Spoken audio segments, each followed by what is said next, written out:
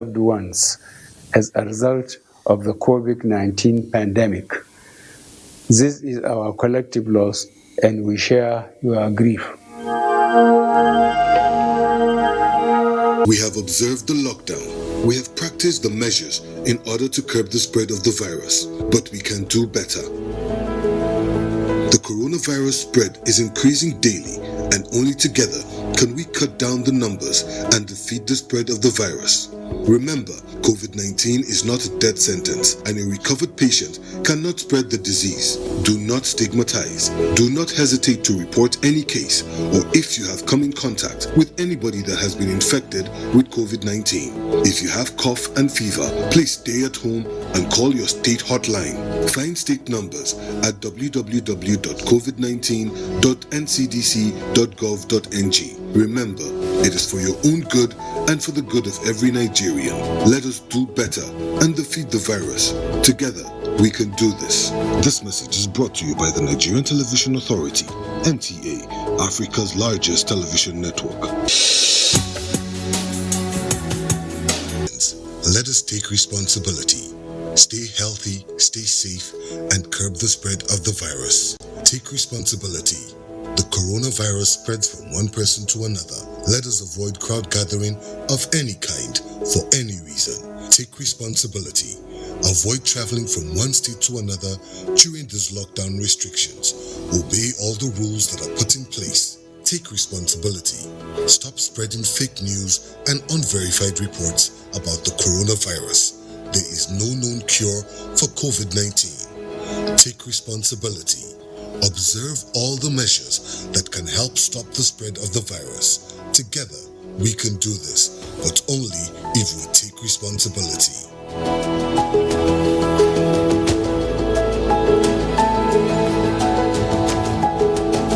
This message is brought to you by the Nigerian Television Authority, NTA, Africa's largest television network. Thanks for staying tuned. Following the submission of the revised 2020 budget proposal by President Muhammadu Buhari, the House of Representatives has warned that ministries, departments and agencies of federal government must desist from tampering with the 2020 budget. The chairman of the House Committee on Appropriation, Representative Mukhtar Aliyu Betara, in a statement noted that no MDA has powers to tinker with the budget, as only the National Assembly is statutorily empowered to review, adjust, consider and pass the federal budget. The statement reads that there are reports that following the downward review of the budget from 10.59 trillion naira to 10.52 trillion naira due to the COVID-19 crisis and dwindling oil prices, some MDAs were already adjusting the budget proposal to suit their needs. Due to the importance that the National Assembly attached to the budget, members of the relevant committees will continue work on it during the 2-week Salah break. Let's talk COVID-19, particularly the safety and well-being of health workers as frontliners in the battle against COVID-19, which we know is of top priority. Now, beyond what government is doing to ensure that the health workers themselves are protected, the health workers have taken the bull by the horn by floating the Health Workers Support Fund.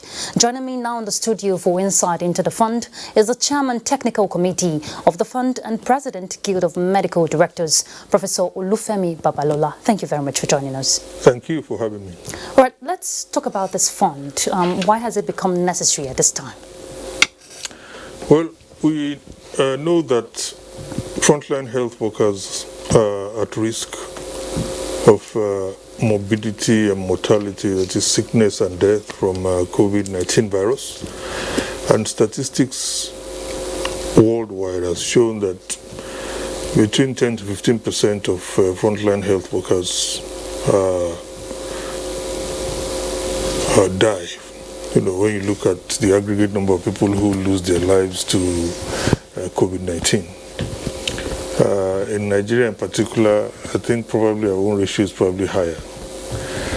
And we felt as frontline health workers that we should not fold our arms, you know, and watch our members who are risking their lives daily continue to succumb to the ravages of COVID-19. And this is why we have all come together to see how we can rally around and look for ways in which we can enhance our protection, from the virus. Okay, so what are your expectations from the public in this regard? Well, the frontline health workers consist of doctors, pharmacists, nurses, laboratory technicians, mainly. And if you think about it, these are the people who are mainly confronting the virus daily, handling infectious material, attending to patients who have the infection. And these health workers are not limited to those who are just working in the isolation centers alone. They actually include virtually any doctor or any nurse who is attending to patients in Nigeria today. And that is because obviously there are many patients who have COVID-19 who are asymptomatic, who may not even have a fever, may not even have a cough, but who are shedding the virus. So any doctor who is attending to any patient is a frontline worker as far as we're concerned.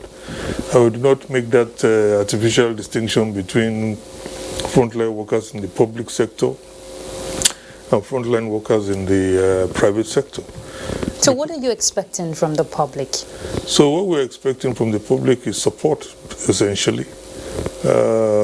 First of all, a recognition of the fact that these health workers are at risk, and secondly, support in terms of donation to our cause, because we have come up with a budget of about 2.5 billion in the first instance. We are hoping that public-spirited individuals and corporate bodies, MDAs, and so on, will be able to contribute to. But from what you stated earlier, do we have the full complement of the whole group that make up the health profession involved in the fund support? Virtually all the people who are directly involved in care of COVID-19 patients are there. Okay. So, and they're represented at the national level, starting from the president of the Nigerian Medical Association, who is actually the chairman of the Frontline Health Workers Assistance Fund. Okay. Then you have the president of the nurses, who is there, national. Okay. You have the president of the Pharmaceutical Society of Nigeria, and then of course the Association of General and Medical Practitioners, and then of course the Guild of Medical Directors, of which I am president. All right. So in addition to that, you have the laboratory scientists. Okay, so going forward, what is the future projection? Well, we have just started our efforts to raise funds with which hopefully we'll buy things like personal protective equipment for doctors whether they're in private or public. And then, of course, we'll raise funds to set up, places where we can test doctors, where we can treat health workers, where we can treat health workers, and so on and so forth. We have a long way to go. I mean, we just had one or two organizations, giving us money. All right. Thank you very much, Professor Olufemi Babalola. Thank you very much. We must commend the frontliners, the health workers, for the good job they're doing. Keep it up. Thank you very much indeed. All right, he is the President, Guild of Medical Directors and Chairman Technical Committee of the Fund. Let's look at security issues. Governor Samuel Otom has inaugurated Benue State Community Policing Advisory Committee with a view to stemming the tide of crime in the state. The inauguration ceremony was witnessed by the representative of the Inspector General of Police, Deputy Inspector General in charge of training, Lawal Shehu. Charles Abba will tell us more. State Chairman of COVID-19 Action Committee and Deputy Governor Benson Abonu, who briefed Governor Samuel Otom on the source of the ventilator, explained that It is in a bid to effectively fight the pandemic that informed the commissioning of the scientists from University of Agriculture to invent it based on their disposition. The need for ventilators became very paramount throughout the world. So, Your Excellency, when the chairman made mention of the fact that the scientists in the University of Agriculture could produce the ventilator, I was excited. And without reporting to you, for believing that you will always accept what is right, I gave them the go-ahead. The governor, who appreciated the sacrifice of the institution, noted that much burden of spending to procure ventilators, which costs over 50 million naira each, will be off the shoulder of the state government if the machine is approved by the relevant bodies for use. Team leader of the scientists revealed that there are a number of components of the ventilator which are entirely different from others. He maintained that it can be used to treat any kind of patients in Makudi. Charles Abba, NTA. And still talking security, as part of the renewed offensive to rid the north-west of armed bandits and other criminal elements, the air component of Operation Hadarin Daji has decimated several camps and neutralized no fewer than 135 bandits in massive air raids executed at several locations in Katsina and Zamfara states between 20 and 22nd May 2020. A statement by the Coordinator of Defense Media Operations, Major General John Eneche, indicated that the airstrikes were undertaken sequel to intelligence reports leading to the identification of the camps at Abu Radi, Dunya, Njibia and Dan Musa local government areas of Katsina State, as well as Hassan Tagwai, Alhaji Auta and Mekwomi in Birning Magaji and Zurmi local government areas of Zamfara State. The statement added that the air interdiction missions, which were painstakingly undertaken by the air component, was commended by the Chief of the Air Staff as part of the successes of Hadarin Daji towards restoring normalcy to all parts of Nigeria. And Plateau State Governor Simon Bakola Long has inaugurated the State Community Policing Advisory Committee as part of the efforts to tackle crime through a bottom-top approach. The committee, which was set up by the federal government through the Inspector General of Police, is to begin the process of implementing community policing in the state. Priscilla will tell us more. Is one of the first states to adopt the community policing option with a view to strengthening the security architecture and securing the lives and property of citizens. With a grassroots and people-driven approach, Governor Lalong said the community policing is to identify and fish out criminals, thereby saving the citizens from the agony associated with loss of lives and property. My charge to you is to be focused and resolute in carrying out this assignment by shunning every distraction that could arise from religious, ethnic, or political pressures. You should also be determined to overcome any attempt by criminals and their sponsors to drag you into controversies aimed at curtailing your assignment. Inspector General of Police, represented by DIG in charge of training and development, Lawal Shehu, said the concept of community policing is to ensure that people are involved in security of their communities to achieve a crime-free society. He said the special constables to be recruited must be people of good standing in society and warned that they must resist taking the law into their hands. They are the arrowhead in order to assist the community in wiping away criminal activities. Co-chairman of the committee, Bongom Jos Jacob Gambuba, assured of their commitment and resoluteness in carrying out their assignment without any religious, ethnic or political sentiments. We are grateful to be picked to serve in this advisory committee. And by the grace of Almighty God, we will discharge our duties and responsibilities to the glory of His name and to the benefit of the people of Plateau. The composition of the Plateau State Policing Advisory Committee is from the military and paramilitary agencies, traditional, community and religious leaders, civil society groups, as well as women and youth groups in the state, and is expected to meet from time to time and report to the State Security Council through the State Commissioner of Police. In Jos, Priscilla Grumnan, NTA News. And Enugu is our next stop on Nationwide as we join Chinenye to bring us more on Nationwide. Chinenye. Thank you, Ruth, and welcome to Enugu.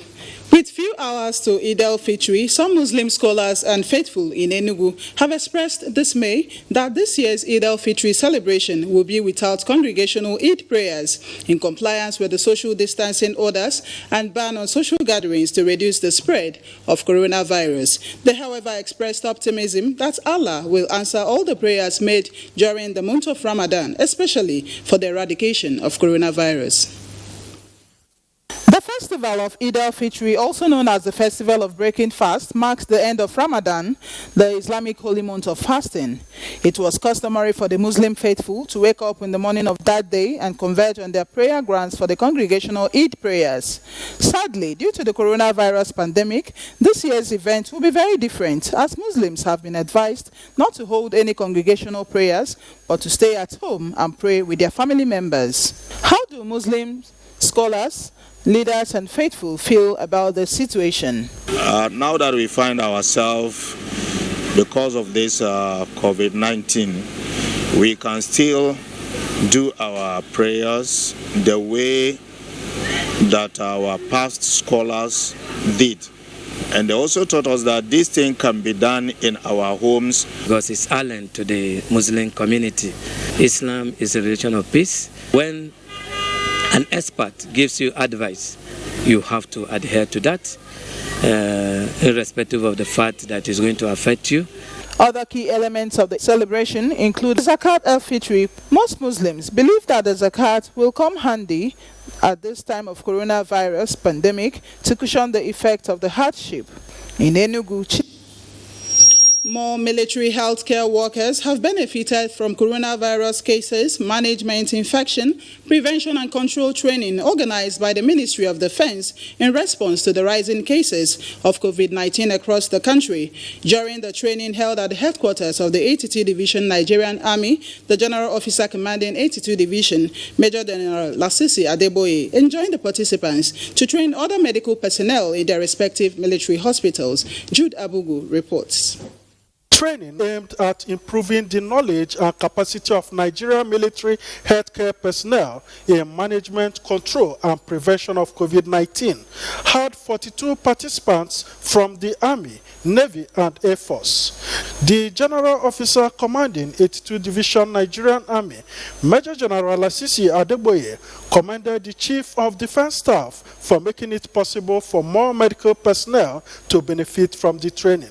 He noted that the training will guide military personnel in COVID-19 surveillance, detection, and management in order to save their lives and that of their loved ones. I therefore enjoin you participants who are the main drivers of armed forces of Nigeria's efforts at responding to the current health emergency in our barracks to approach this training with all seriousness it deserves, because of selection and to participate in this event is not by accident. The lead resource person and a training officer with the Ministry of Defense, Wing Commander Mary Atang, encouraged the participants to educate people in barracks on COVID-19 prevention guidelines. The military had before now trained about 80 medical personnel of the armed forces and deployed them to the 6 geopolitical zones and FCT to combat COVID-19. In Enugu, Jude Abugu, NTA News. The Imo State Police Command has restated its resolve to fish out criminal elements taking advantage of the partial ease of lockdown to terrorize residents of the state. The Commissioner of Police, Imo State Police Command, Isaac Akinmoye, made this known in Owerri while parading suspects arrested for various crimes. Loretta Arinza Egwim has details. The suspects were arrested following increased surveillance by the officers of the Imo State Police Command, in line with the directive of the Inspector General of Police on the need to ensure a crime-free state amidst COVID-19. Among the suspects paraded are 3 dismissed army officers who allegedly kidnapped and murdered a man and made away with his car, the kidnapper of a reverend father who demanded a ransom of 2 million naira, was also paraded alongside 23 other suspects. The Commissioner of Police, Imo State Command, Isaac Akimoyede, while parading the suspects, says the command is fully prepared for the fight against all forms of criminality and appeals to members of the public to assist with useful information that will aid their efforts at making the state safe for all. The crime-fighting structure on ground is good, but like all other good things, they can be made better by modification and fine-tuning. Under my watch, the command will fully imbibe and practice this concept of community policing. In the coming days, the advisory committee of the community policing in the state will be inaugurated. Various items, including arms, ammunition, and a car, were recovered from the suspects. In Owerri, Lorita Rizegwe, NTA News. And that is it from Enugu Route. It's back to you in Abuja for more on Nationwide. Good evening. Thanks, Chinenye. All right, let's take a break. We'll be back shortly. Stay tuned. As a strong immune system increases the chances of victims surviving COVID-19, a corruption-free society creates opportunities for citizens to thrive and prosper. Build your immunity. Stop corruption now. Report all acts of corruption to ICPC on this toll-free number 0800 2255 4272. This message is brought to you by ICPC and NTA. This is a very important message. Operation Wear Your Mask, especially for people who don't old. No forget, your body no tranga like before. You not even tranga like your children or your grandchildren. So therefore, always wear your mask for this pandemic period. No they to receive visitors, so even if not your grandchildren. Make extra mask where you go fit wash, make like 2 and dash your neighbor 1. And if they come out for house, wear your mask always. And if you come back, wash your hand with soap and running water to avoid coronavirus. Make you for live long for your children and your grandchildren. No forget, Operation Wear Your Mask, especially for people who don't old. Protect me, I protect you. Na coalition of societies for the right of older persons in Nigeria, COSROPIN, join body with National Orientation Agency, NOA, bring on this message.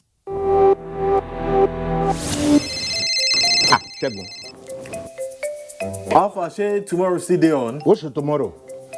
Community meeting now. You know they hear Abi? Now beggy. See, if we meet for my house, inside parlor, then go no. This COVID-19 is not a child's play. If you want to elect a new secretary, we fit do one for WhatsApp or for Skype or even on Zoom. Or we just wait. I will not negotiate this social distancing. It is not negotiable. Not every infected person shows symptoms, but every infected person is contagious. Avoid large gatherings and self-isolate if you think you might have come in contact with a carrier. Your safety and the safety of others is in your hands. This message is from the Akinfade Foundation in partnership with the National Orientation Agency with support from MacArthur Foundation. The number of the COVID-19 cases in Nigeria is increasing daily with many more tests ongoing. The battle of testing, isolating, treating, and attending to the affected persons rests heavily on the shoulders of our health workers, constantly putting their lives on the line and at risk to contain this virus, save and protect the lives of millions of Nigerians. To these health workers, we at the Nigerian Television Authority, NTA, on behalf of millions of Nigerians, say a big thank you for all that you have done and are doing. To the security agencies enforcing the lockdown and every other frontliner, we say thank you for putting your lives on the line to save ours. There is no amount of words that can quantify our gratitude. Thank you.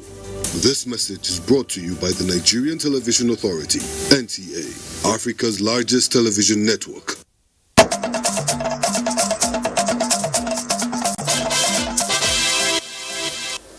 We're glad you're there.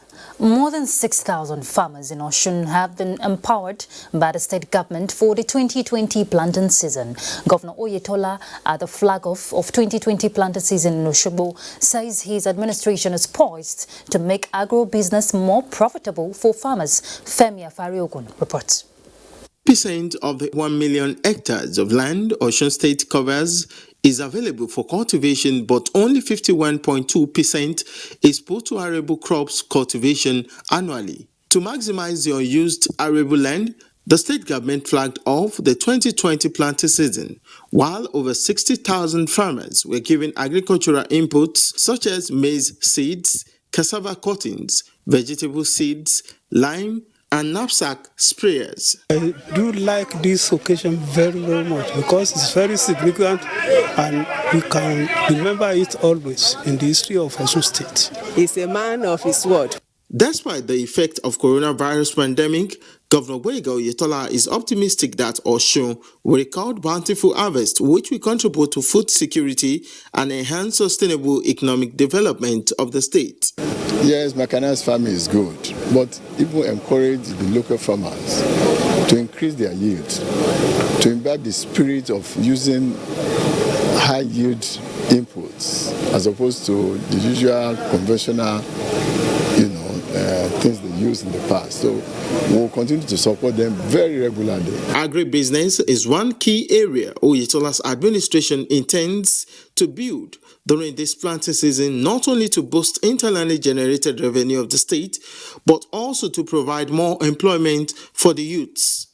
In Osogbo, Femi Afariogun, NTA News.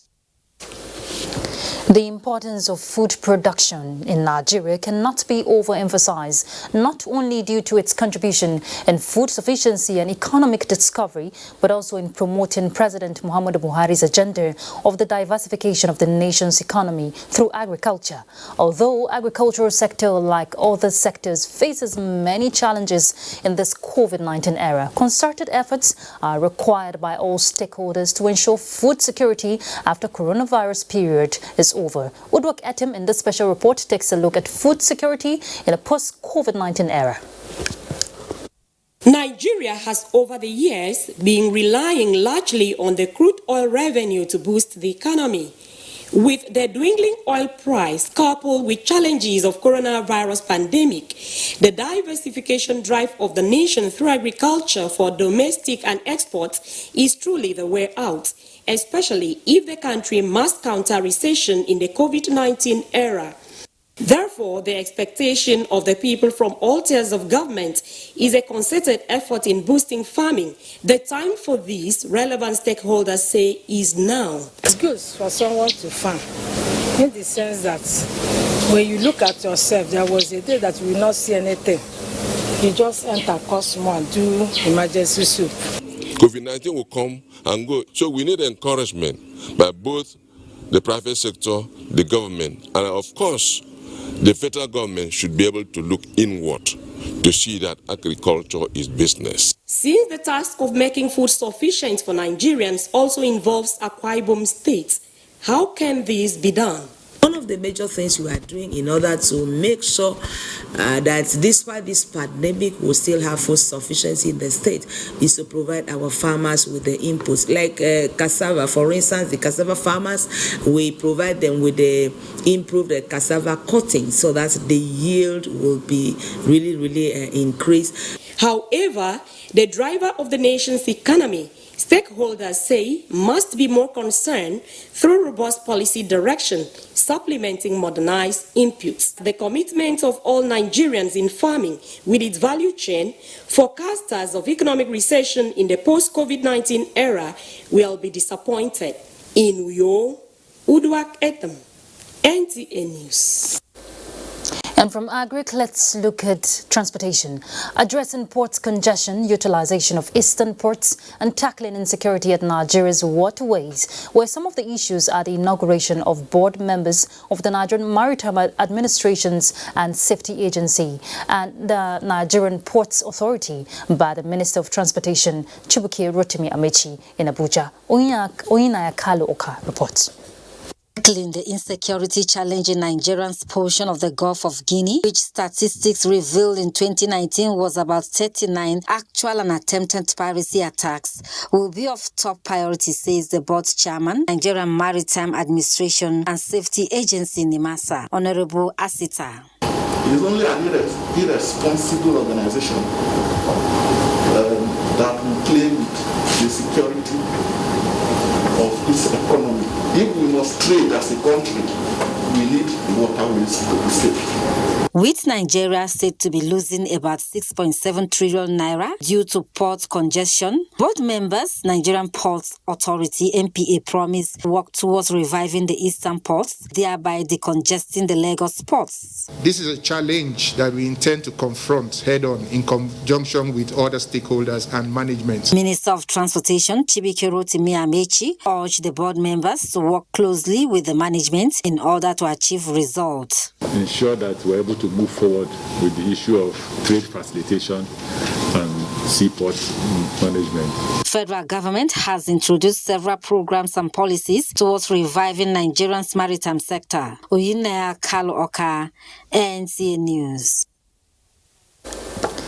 Anti-piracy operations, acquisition of new vessels and recruitment are just a few of the many successes recorded by the Nigerian Navy in its 64 years. Correspondent Najatu Tijani has details of activities marking its anniversary. Recognizing the need to re-strategize in the wake of the novel coronavirus pandemic, the Nigerian Navy says it will be marking activities on a low-key while also reviewing its safety protocols and other policies and plans in order to accommodate what's happening globally. Presenting its scorecard to the media in Abuja, the Chief of Naval Staff, in a message delivered by the Chief of Policy and Plans, outlined anti-crude oil theft operations as part of the many successes recorded by the Nigerian Navy in its 64 years. The Nigerian Navy equally committed enormous resources to equipment availability to support its operations. Accordingly, the Nigerian Navy took delivery of a total of 168 outboard engines with requisite spares. As part of the Ministry of Defense Critical Intervention, the Nigerian Navy just took delivery of one Leonardo AW139 helicopter, and this is currently being inducted into the service. As well as the recruitment of more than 1,000 ratings, with another estimated 1,000 on standby, whose training at the school in One was delayed due to the lockdown caused by the coronavirus pandemic. It will also be distributing palliatives to the needy, as well as donating personal protective equipment to frontline workers in this COVID-19 era. Najatu Tijani, NTA News. The Kogi Governorship Election Petition Tribunal sitting in Abuja has affirmed the election of Yahaya Bello as Governor of Kogi State. A petition against his election has been filed by Musa Wada, the candidate of the People's Democratic Party in the 2019 election. The judgment delivered on Saturday by the tribunal chairman, Justice Kashim Kaigama, was 2-1. The panel held that the petitioner failed to prove the allegations of overvoting, massive thumb printing, or voter intimidation and other electoral malpractices. It awarded a cost of 1 million naira to be paid by the petitioners, PDP and Musa Wada, to INEC, Yahaya Bello and APC, who are the respondents. However, in his dissenting judgment, Justice Ohimia Obiagele nullified the election. He said INEC should conduct fresh elections in 7 local government areas where the petitioners proved the allegations of overvoting, thuggery, voter intimidation, massive thumb printing and other electoral malpractices. Let's talk sports. Nigerian Sports Writers Association of Nigeria receives face mask. Let's hear from Gift George. The face masks were received by the chairman of Lagos State Sports Writers Association, Debo Oshundun, on behalf of the sports writers. President of the Authentic Nigerian Football Supporters Club, Abayomi Ogunjimi, told NTA Sports that the media are critical stakeholders in the sports sector, hence the need to ensure their safety against the dreaded coronavirus pandemic. So we have a strong relationship with the media. So, and there's no way the supporters club will move without the media. We should show appreciation to the journalists because these people work, but they have limits reward. Useful for journalists because journalists will always work where there is crowd. And one of the most important protocol of COVID-19 is use of face mask. So it really comes handy, and their own face mask is a bit unique. It's beautiful, it's durable, it's not something that you can throw away easily. The customized face mask is the authentic Nigerian Football Supporters Club own contributions to curtailing the spread of the coronavirus. In Lagos, Gift George, NTA News. And still talking sports, Tamara Ebiwe brings us more on sports update. So off we go then. 2 early goals in the first half, one apiece from both sides was all the two teams played for in 90 minutes on match day 27. Nicely done, Daddy Sharbeck.